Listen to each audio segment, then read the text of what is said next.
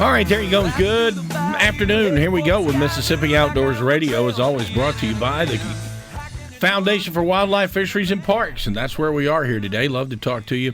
Ways to do it on the C Spire text line, excuse me, 601-879-4395, or you can hop in here if you'd like to be on the air, 888-808-8637.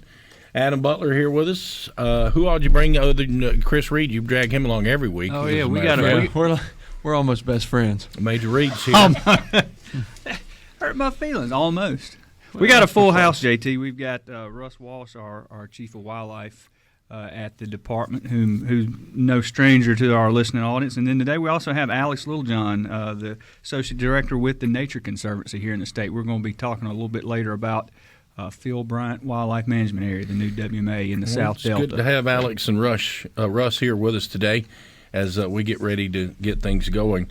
Everybody have a good Thanksgiving? Yeah. Did you eat some wild turkey? A little warm. Did you eat some wild turkey? Did not have any. I had domestic turkeys. Right. I fell down on the job, I guess. What's wrong? You know, you killed your limit last year. You know, it trickles out of the freezer throughout the year. But it was good. A little warm. Would have liked a little cooler weather, but. Well, it was I was reviewing some of the weekly reports from across the state this morning, and I don't know that we'll ever run out of opportunities for employment. In the Law Enforcement Bureau, I was just kind of scratching my head at some of the cases that were made. A few bad apples out there, huh? Man, just like recently over the weekend? Yeah. I mean, I guess folks just can't get right. But it was a good time. We had it was a safe weekend. We had a few small incidents, but it was a safe weekend. And just check the regs before you go. Check the bag limits before you go. I guess folks that are going to go a little bit over those bag limits, they don't check the regulations anyway. So just be mindful of when you're going to field, having your license, having the appropriate shotgun stuff for your waterfowl hunters, and know where the property lines are. Very important. Stuff like that. Yeah. Minor details. Little minor details that you need to be paying attention to. So let's get to it. The voluntary deer game check. You getting any response on that? We are, JT. I checked it just a little while ago. We're up to about 900 deer reported, and just want to keep that on the listener's mind. That opportunity is available to help us better understand deer harvest across the state. So it's not mandatory. It is just a voluntary system at this point, but it works the same way as the mandatory turkey game check. And so we're encouraging people to. That thing is quick. It's easy. Yeah. It's like it takes literally no longer than probably 15 seconds to do it. Right. I've had people ask, calling in because they're kind of confused, like Butler was saying, is it mandatory, is it not?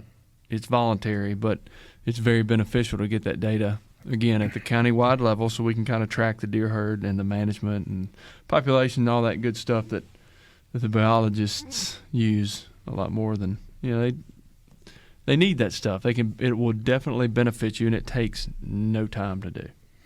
You're right. It does. It takes no time to do, and it's something that is very important. Let's see. Got a third round of waterfowl draws coming up. Is that right? That's correct, JT. And we do our waterfowl draws a little differently than the draws for a lot of other species in that it's kind of almost a continual process throughout the season. We do them sort of in segments. So this is the third segment is open, and so you're basically applying for draws that are about 2 weeks out. Encourage folks to take advantage of that and get out and enjoy some of our wildlife management areas that we have, some great waterfowl opportunities on. Been really lucky over the last decade or a little more in adding public land waterfowl opportunity for the sportsmen of the state over in the Delta. I don't know, Chris, I heard a little bit of duck hunting reports. Weather was hot, but sounded like we did have some birds down. Reports that I heard were okay to pretty good. Yeah, I've heard some of that, but some kind of a little more sad about, some ducks kind of maybe have left. I heard a pretty good one. My buddy, his son, in fact, his son who graduated with my son, they rode over to Tallahatchie County, I believe it was on Friday or either Saturday, and just to look to see if the ducks were there. And the ducks were everywhere. The ducks were everywhere. So they came back the next morning at, daylight after getting up at 3 o'clock to drive back to come. The ducks were gone. Yeah. Just that quick. Those migratory birds, animals, they'll do it to they you. can move states in a matter of less than 12 hours. The ducks are completely gone. I thought for a minute you were going to say they sneaked over the property. No, they were just gone. So. Hopefully this front that we just had pushed through will it's help early, out. and they generally start building. Hopefully we'll start getting some weather back to back from the north and start building on the up. waterfowl front. Reminder that the season is currently closed Important. until Friday, so we do have the split season, and that's done really to maximize the number of weekends. The way the waterfowl season works is we get a set number of days from the U.S. Fish and Wildlife Service, from the feds, and then we can kind of pick within that. And so we usually try to maximize the number of weekends and offer a holiday weekend over Thanksgiving, and then to make sure we can push that season as late as possible, we split it. It'll start back Friday. So don't go today and or run tomorrow. till the end of January. Yeah, that's January right. 31. Go to the end of January this year. Also, JT, remind people hunting on our wildlife management areas about the WMA check-in app. Mm-hmm. We still have the cards on some of the kiosks, but we're really encouraging people to take advantage of that app. I personally hunted a WMA over the weekend and used it for the first time in the field. It worked really well, so that's out there. And then, as always, the CWD drop-off locations. We'd really like hunters to bring in their harvest to those areas so that we can continue to monitor for that disease. CWD, Russ, still wanting the folks to drop those off. I wasn't here last week. Did y'all confirm one yet? Have they confirmed any new ones yet so far? Yes, we have 21 confirmed now. The two latest confirmations were from Benton County. Okay. And we have 3 additional suspect positives that are awaiting confirmation. So that would put us at 24. Can you comment what county those may be from yet? Those would be 2 Benton and 1 Marshall. So Okay, still in the same place. It's all up but there. Again, it just speaks to the need for people to drop those samples Can off. I ask a question? And I know it's none of your business. Is Tennessee, are they? What are they doing right now? What's going on up there with them? Are they getting as aggressive as we are, trying to do something about this? They are. They have relaxed some of their bag limit standards like we did, or made them more liberal, made it more opportunity for hunters. And they have implemented some things in their CWD management zone to try to mitigate this. But they are actively sampling like we are and encouraging hunters to get out there and exercise their bag limit just like we are. And I think since deer season has begun for them, they have 44 cases have been confirmed, and likely more after the hunting season this weekend. Well, and the majority of the deer, the CWD deer we're seeing, are up on the line up there, pretty much outside of a couple of confirmations a little bit further south. But that seems to be the more concentrated area for us, isn't Right, it? North Mississippi is still our hottest area. Yeah. But again, still need hunters up there to continue submitting those samples. Yeah, and that's so important, folks. I mean, if we're going to continue to learn about this and what we're doing, we need to know, and we certainly need to know if there's other places and other pockets in the state where we continue to see this. The good news is the majority of the state, we haven't seen it, and that's wonderful news. And hopefully we can keep it that way. And that's a real possibility, isn't it? That we can hopefully can kind of confine these areas, and then other parts of the state be free of it. Still be, we'll still be a CWD state, but we'll have pockets in the state that haven't been affected by it, and that's what we're hoping for, right? Right. There's 3 big things we want to remind hunters of. Number one, we have to know where it is, and so we need you to submit those samples to help us know where it is. Number 2, we need you to go out there and continue to harvest deer. You've got to continue being hunters. So go out there and do what you've always done, harvest deer and enjoy the outdoors. And number 3, we need you to abide by the regulations that are put in place, like carcass transportation and supplemental feeding. Those are there for a reason. Those are there to help mitigate the spread of CWD. So those 3 things are vitally important in helping us monitor for this disease. And we certainly need people to make sure they do just that. All right, we come back. We're going to talk about the new Phil Bryant WMA. We'll do that, and we'll talk to you, Super Talk Mississippi. Mississippi Outdoors Radio is always brought to you by the Foundation for Wildlife, Fisheries, and Parks. Mississippi Outdoors Radio, we continue with you as we get ready to go with, we got Alex Littlejohn here with us with the Nature Conservancy as we get ready to talk about the Phil Bryant WMA. So the sportsmen of Mississippi have a new public opportunity this year, hunting opportunity, thanks to the Department of Wildlife and the Nature Conservancy. I know there was a grand opening celebration a couple of weeks ago. The governor spoke, but those who not or don't know about this historic acquisition, let's talk about it. The new Phil Bryant WMA. Turn that towards you. Turn that microphone towards you so you can see the diamond. There you go. Yes. Talk to me a little bit about it there, Alex, and tell me what's going on. Well, the property itself is pretty special. I think crew here would tell you, this is some of the old Anderson Tully property holdings that they've had. And I'm not sure, Russell's at 300,000 acres that family or that company owned up and down the river at one time. 330,000. Yeah, and the last few years they've been disposing of that property to the private sector. And, you don't get many chances to buy this large of a tract of pretty good habitat for wildlife very often, and us in the state saw the opportunity, especially adjacent to Mahana WMA. It was a great addition, and the place is special. I was out there before the celebration. We got to really get on the property and get around, and there are some trees on the property that I can promise you, Indians walk by. I mean, it's just incredible timber on the place. Really? Yeah, pretty special. Well, we're going to move in and out with questions, too. JT is a screenshot of your receipt with a purchase your license online sufficient to get your hard copy in the mail. You get a receipt, dude, when you get a receipt via email. Yeah, that'll work that until they email get will their work. card, as long as they have it to, on their phone or whatever. Just show when they're checked. It'll be fine. You got your email right there. Since you aren't supposed to eat a CWD deer, or does CWD positive deer count against your limit? I believe it would, wouldn't it?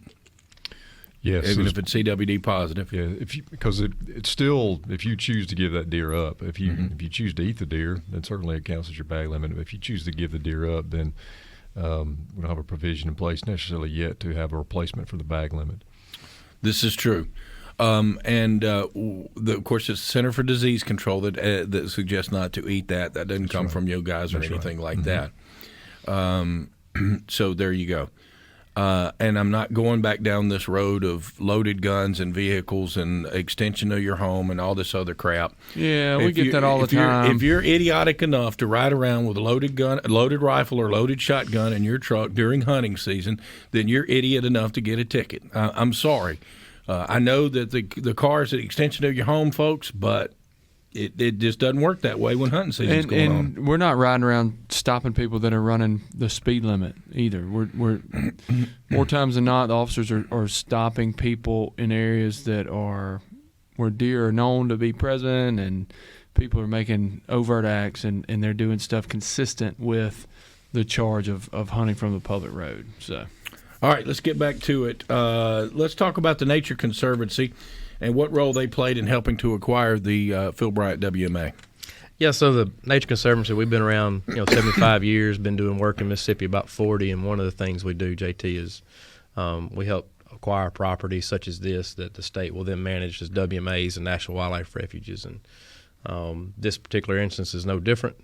The state had a large portion of federal funds that they could acquire the 18,000 acres with. They didn't have all the money at the table, and it was an all-or-one deal, and so we can help deploy some funds that we have internally, and we came to the table and put some of the money on the table, help buy the portion of the property the state couldn't at the time of the closing. What makes this acquisition so special about the terrain and the history and this special place here? I mean, obviously, I think the cool part of it, in my opinion, is this was a place that the public couldn't hunt before that you can now. I know a lot of people there was all kind of goofiness that was floating around about why this may happen or not happening. But, folks, this was an area that, unless you belonged to a big-time hunting club, you wasn't walking on it. And now you can. And I think that's the coolest part of it to me. Yeah, so to that point, I know gentlemen here can all share some points, too. a lot of these properties that the Anderson Tully Company owned have been selling to the private sector for some time, and we've got staff in our office that have lost hunting memberships to those clubs. And one of the things that happens is once they're gone, and this was a chance to provide the public an opportunity to experience one of those properties that's real unique and real iconic to the Mississippi Delta. Mm-hmm. And JT, in the Delta, particularly in the South Delta of Mississippi, there's no places like this left. Bottomland hardwood systems, there are none left. They either have been cleared for agriculture or some other purpose. You've got the Delta National Forest and a few other areas. But this is one of the last remaining blocks of bottomland hardwood forest in the South Delta. So for this to now go into the public trust and be managed for public use and enjoyment in perpetuity is a huge win for not only conservation, but a huge win for sportsmen and women of the state. A couple more questions here. Can you still feed deer on private property? You can, unless you're in a CWD enforcement zone, in the management zone, and that is where you need to go and look. How many counties is it now, Russ? I don't have it in front of me, but it's pretty close to there, somewhere in there. I'm sorry, but it's on the website. Yeah, mdwfp.com, and if you can find it now. Even if you're not hunting, you're just watching. You still can't feed deer if you want to do it in your back part. No feeding. No feeding in the CWD management zones. And so there you go. Let's see. Anybody, plain and simple. If you don't do anything wrong, you don't have anything to worry about. This is true. Let's see. What is the proper way to dispose of CWD positive deer? Bury it is what they're asking you to do, right? In a lined area, right? Yeah, so either you can leave it on the site where the animal is harvested, because that animal's already been there, so just leave it there. If you harvested your deer camp, leave it there, or you can make sure it goes to an approved line landfill, so you can dispose of it to where it's going to go to a waste management type landfill, or you can bury it deep burial. If you have access to a backhoe, certainly bury it 8 feet deep or so. Jay says, if you kill a buck in a CWD zone, do you have to have it mounted at a taxidermy in that zone? You can't leave it from there. You can't take it from there. And there's a lot of taxidermists that are, I'm sure, inside those zones. I imagine that's turning out to be quite an opportunity. But some of these guys might have some satellite offices in there. But you can take it out of the zone if you cape it out and you have that skull plate to take to a taxidermist outside the zone. You can do that. But certainly there's a lot of options inside those zones as well. Okay. All right, let's get back to the WMA here. Wasn't the first time that the Nature Conservancy's been involved with adding public acres for all of Mississippians to enjoy. You guys were pretty crucial in the Pascagoula River WMA in the 70s. What were the similarities between Pascagoula and Phil Bryant? Very similar, large tract of land that the state wanted to acquire, didn't have the funds at the time that were critical for the family, their closing timeline. So we stepped in, closed it, and the state reimbursed us for the property. Mm-hmm. And, of course, this special area, what does it mean to have it named after the governor? He was a great advocate for Mississippi hunting heritage, and will go down as one of the better governors we've had here in the state of Mississippi, in my opinion. Yeah, I'll tell you, early on we got the governor over the property, and as Russ described, it was one of the last few places you can get just that large a block of woods. And when the governor got up over it in a helicopter, he understood. It's just a real special place. And not only did the governor play a critical role in it, Secretary Hoseman also played a critical role, Dr. Polis at the State Department, and Fish and Wildlife Service. I mean, it was a whole team effort, but obviously having the support of the governor, now his name's on it, so it's, I'm sure he's very proud of that. Well, we've got that. Mississippi Outdoors Radio will continue. We're talking here today with Alex Littlejohn, the Nature Conservancy, Russ Walsh, Chief of Wildlife biologist here with us, Adam Butler, and Major Chris Reed with law enforcement. And we're hanging out with you today, and love to talk to you. We've got ways for you to do it. Best way to do it today is on the C Spire text line, 601-879-4395. And you can join us here on the C Spire text line if you'd like. We got the Gateway Getaway coming up here for you tomorrow. And the next segment, also, we'll talk more about the Phil Bryant WMA and lots to do with you. So make sure that you hang out with us. We've got that, as always, brought to you by the Foundation for Wildlife, Fisheries, and Parks. Alex Littlejohn continues here with us, along with Russ Walsh. We're talking about the Phil Bryant WMA. Russ, Phil Bryant's a big area, and I'm sure there's a lot of diversity there. What opportunities are available for sportsmen there at the Phil Bryant WMA? It really, as Alex said, it's a unique place. There's bottomland hardwoods there. There's old small oxbow lakes on the area. There's cypress breaks. There's old sloughs. Of course, Still Bayou runs right through the middle of the area. So whether you're a deer hunter, and for me, JT, I grew up in the swamps of South Mississippi hunting in Tangipahoa River bottom, Avent River bottom, and I didn't hunt in the Delta until I was an adult.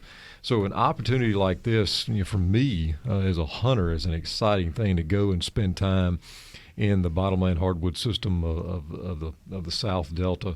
Being able to deer hunt is an exciting thing just for me personally, and so I hope that a lot of other hunters see the opportunities that they're going to have on a place like this. So deer hunting is going to be great. There's small game opportunity, squirrels. There's going to be a lot of great waterfowl opportunity.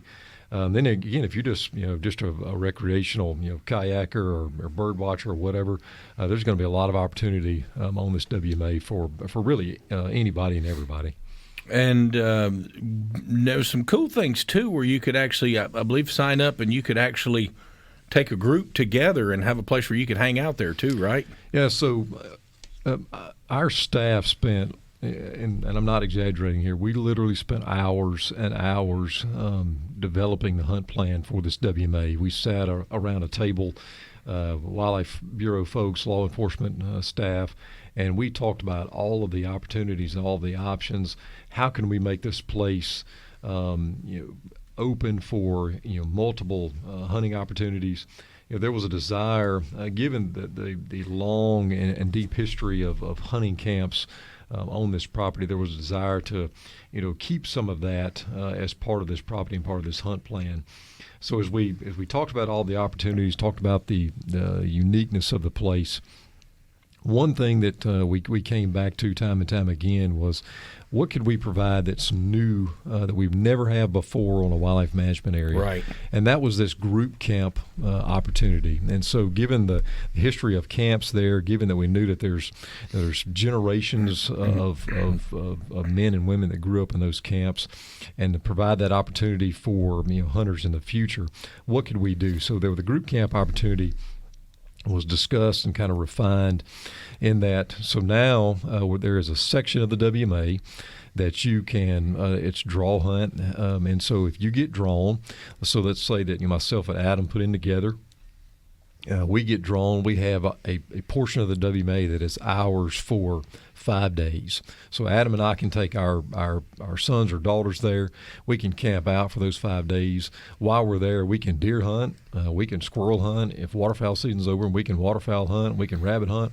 Or JT, we can just go and camp out and hang out for the 5 days if that's what we want to do. No. But it's basically a mini deer camp or mini hunting camp all to ourselves for those days for us and our Is there a kids. structure there, or do you have to provide your own thing? Well, yeah, so for right now, there's you can pull a camper in there, or you can tent camp.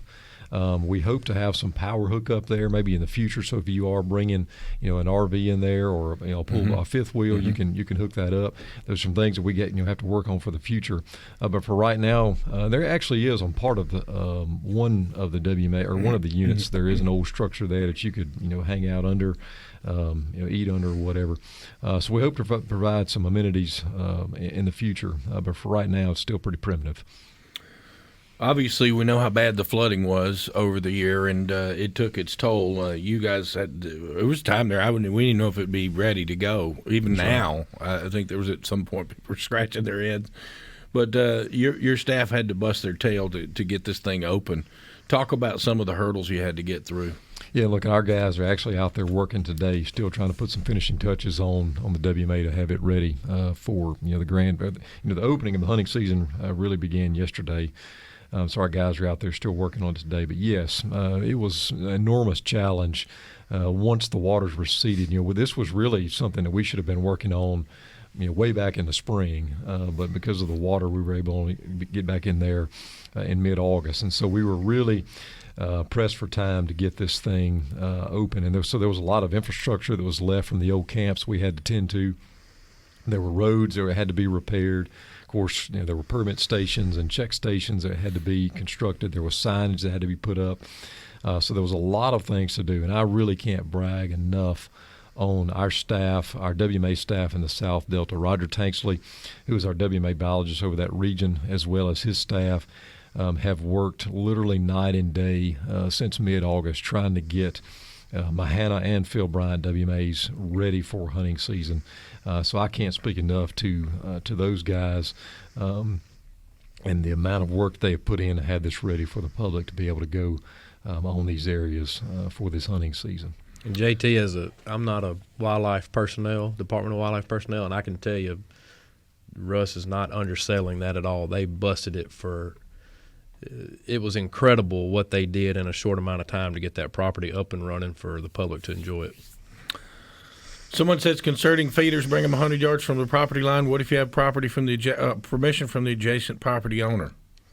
The regulation states that it must be 100 yards from the property line.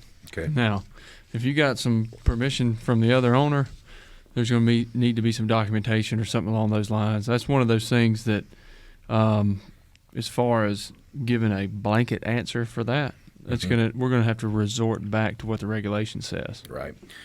JT, with respect to CWD, any idea if deer processors have policies in place to make sure the meat you drop off is the meat you get back?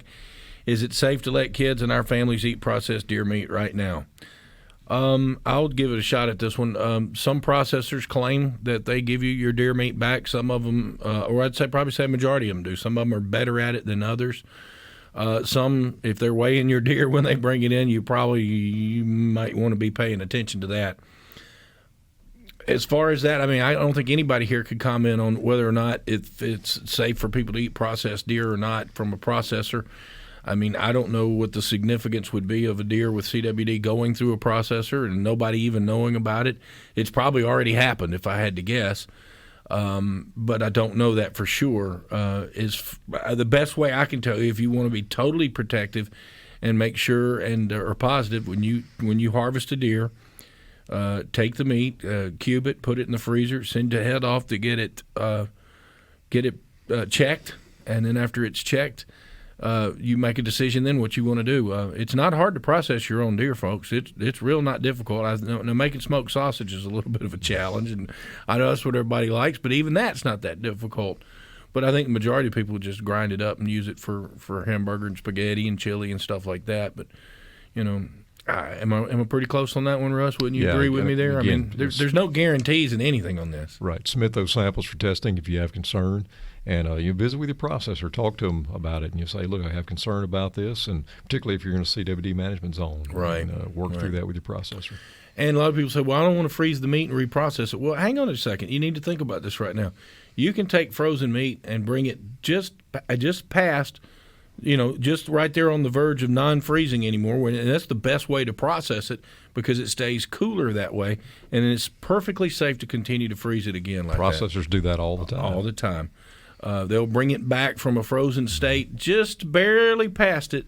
They'll process it real quick and then put it back in there. And that's really the ideal way to process deer meat because it keeps the meat cooler as it's going through the grinders and the things like that. And a lot of processors do it just that way. All right, gentlemen, we'll finish up here in just a few minutes. We'll talk about Mississippi Outdoors TV. Maybe get another question in here for you. And we'll try to do that for you as well. JT asked Adam if all Apprentice Lee County are in the no feeding zone last season. I was on has this changed? Thanks, Brian. I have to look at the map just like everybody else, y'all. But I'm pretty sure Apprentice and Lee are in the middle of it there, if I'm not mistaken. Yeah, I think they said last year it was split, and that was true. But this year, I believe the whole county is included. Yeah, that's right. No doubt. All right, we'll continue with you. More on the way next. We continue with Mississippi Outdoors Radio, and this is normally where we talk about Mississippi Outdoors TV, so this will be brief. It'll be brief, Adam. Yep, no show this week, JT. MPB is continuing with their pledge drive, so we've been preempted, but just want to remind the listeners we'll be back airing new episodes after the new year. So, all right, 662 question. I would like a yes or no answer. Is it safe to eat CWD positive deer?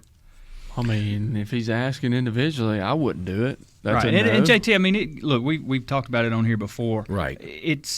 There's no evidence that humans can get CWD, but it's just a good practice not to eat any. If you harvest any game that appears to be sick from any disease, Right. regardless of what it is, it's just a good practice not to feed that to you and your family. So, and it's not the department's place to tell you either way, but the Centers for Disease Control out of Atlanta suggests that you do not eat deer that has been diagnosed with chronic wasting disease. That's correct. That's as simple as the way I can answer that question for you. So you can take that for whatever it's worth. Again, I suggest to people, if you want to make sure, take the head, process the deer, cube up the meat, put it in the freezer, or you can freeze it. You can freeze the hindquarters, however you want to do it, and then turn around, and once you get your clean bill of health back on the deer, then you can go about processing it however you want to do. But that's really the best advice I can give you right now. And again, folks, who knows? I mean, like I said, has the CWD positive deer gone through a processor? I'd say probably so. Absolutely. I'd say question. yes, no question. It's probably done that. So whether or not, that turns you off of going to a processor or not, I don't know. But I don't think it should. I think the question, really the thing is here, y'all, is how many more states have CWD, Russ? 25. Okay. The world didn't end it in those 25 states, and it's not going to end here. As far as deer hunting as we know, we're just going to have to do things a little differently, and that's really what it all boils down to. And nobody likes change. I don't like it. You don't like it, but that's kind of where we are. That's where we are. The most important thing that you can do, folks, is to go to the woods and hunt. That's the most important thing you could do. Second most important thing you could do is turn that head in, get it checked. They need the information, and of course, if you would. Do the game check on the deer too, so it helps you guys as well. That's not mandatory, but it's volunteer. And these things that we're doing here now is what y'all are trying to do to stop the spread of the disease. That's really what it's all about, right? Right. And I was here a couple of weeks ago, JT, and we were talking about this before the hunting season, and I can't say this enough. I sound like a broken record. We cannot win against CWD without hunters. Mm-hmm. You have to stay engaged. You got to continue hunting. You got to take your kids. You got to go out and do what you've always done. That's how that's a surefire way to lose against CWD is if hunters quit and walk away. And there's no reason to. Not at all. There's none at all. There's no reason to do that whatsoever. Again, if you're in the CWD management zones, you can find that on the website, mdwfp.com. They're all listed there. You cannot feed in those areas, folks, even if it's just you want to look out the kitchen window while you're drinking your morning coffee. If you're in a CWD management zone, you cannot do that. And we want to make sure people understand that, and that's why we continue to pass this along to everybody every chance that we can get when it comes to these types of things. And if we want to find the zone, it's easy to do. Go to it right there. It's on the banner page, chronic wasting disease. It's right there. You can click on it. It tells you I've got everything that you need to know. And where we are, the management zones, the collection locations, everything that you need to know about carcass transportation, hunting. There's all kind of things to do, and it's all right there with places where you can report a sick deer and more. And I suggest that you go and you do just that. Anything else we need to add, John? I don't think so, JT. I just let the listeners know next week we're going to have Dr. Steve Damaris from the Mississippi State Deer Lab back to talk about the buck movement study. We touched on it a few weeks ago. He's going to talk about how bucks respond to the rut and hunting pressure next week, so that may be of interest to a lot of folks. And that is a lot. It's something, I know a buddy of mine hunting up north, he thinks it's already getting after it. Getting close. In Yalobusha County, he saw some deer, some bucks kind of congregating around those, and it doesn't surprise you, does it? It seems like it gets earlier every year to me. Is that maybe something? I think December got earlier this year, JT. I can't believe it's already December. Because Thanksgiving's so late. Yeah. Thanksgiving came so late. Yeah. That's what it is. I think it was exactly what it was. Thank y'all for being here. I appreciate it very much, Rush. Appreciate you coming in, hanging out with us, Alex. Thank you, Adam, Major Reed. All of you there. Hope you had a happy Turkey Day. Still full of leftovers? A little bit. Yeah. Well, remember, folks, you should have thrown those turkey leftovers away by now. 3 days is what they say. Y'all worried about chronic wasting disease. I know people who eat turkey that's a week old. You know what I mean? So that sounds a little bit strict there. 3 days, JT. That's what the government says. So you go take it for whatever it's worth. That's up to you. All right, gentlemen, thank you for being here with us today. We'll see you next Monday for more Mississippi Outdoors Radio right here on Super Talk Mississippi. As always, brought to you by the Foundation for Wildlife, Fisheries, and Parks.